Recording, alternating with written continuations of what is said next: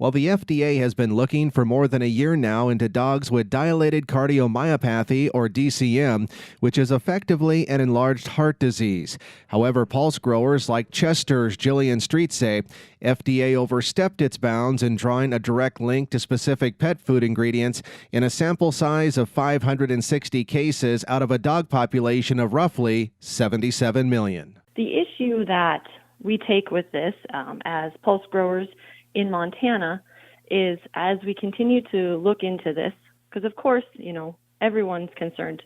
You don't want anyone's dog to have any issues, and we don't want our products to be hurting anything. So we start looking into this, and we see that there's some really questionable issues with this particular report. She says the FDA's report is hurting the market for pulses like peas and lentils, which has already been damaged by ongoing trade wars.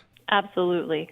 Right now, the pet food industry is one of the only things keeping the pulse industry afloat, especially as of late with the tariffs that we've been struggling with through China and India. 10 years ago, before we had the pet food industry, there was only one marketplace, and it was to ship all of our products export. Now we have this.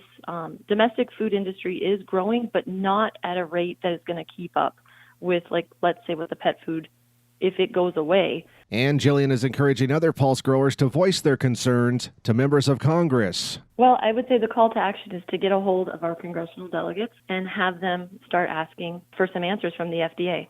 Number one, why was this article allowed to go out before it was peer-reviewed? Number two, is the science valid?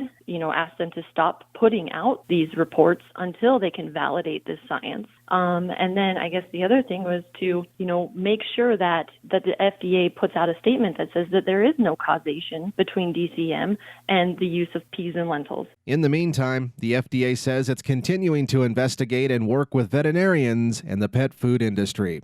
In Billings, Russell Nemitz, MTN News.